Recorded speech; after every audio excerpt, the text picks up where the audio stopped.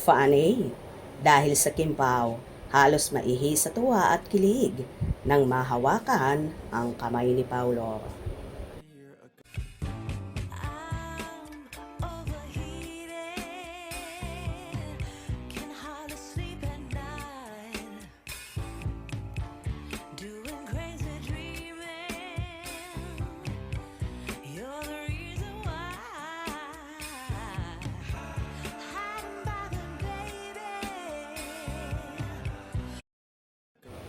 Kanya-kanyang bida ang mga fanay ng Kimpaw sa pinauso nilang mga hashtag ngayon sa X na hashtag dahil sa Kimpaw at hashtag since Kimpaw happened.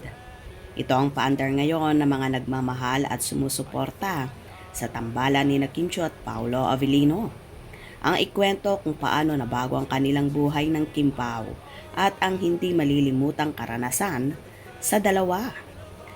Kwento ni Nel 0528. Hindi na raw niya nagagawa ang mga trabaho sa bahay at laging nag-aabang ng ayuda sa dalawa.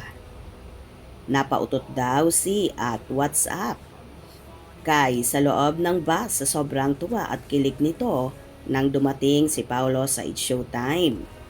Ipinakita naman ni Al Ruby ang foto nito na nakasalampak sa sahig, hawak ang cellphone.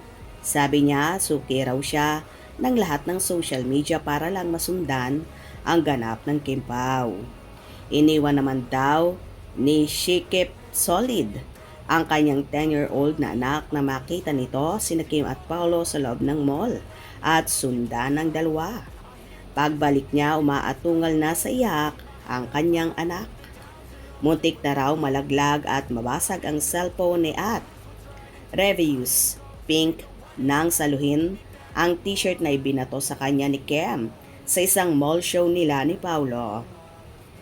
Sinagasaan at hinawi naman raw ni At Kimi Solid ang mga gwardya na nakabakod sa Kimpaw para lang mahawakan ito.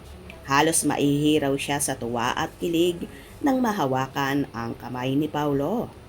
Iilan lang ito sa mga testimonya ng Kimpaw Solid sa kanilang experience sa pag-idolo kina Kim at Paulo. Well, ganito nga ang impact ng Kimpaw sa madlang people na tila namamagnet sila ng tandem na ito na hanggang ngayon ay inaabangan pa rin ng lahat na kahit nga sa shooting sa Cebu ay pilit sumisingit at gumagawa ng paraan ang masusugid na mga tagahanga. Masilayan lang sina Kim at Paulo. Kayo, ano experience sa Kimpaw ang di nyo malilimutan? Hope you enjoyed. Please subscribe for more info.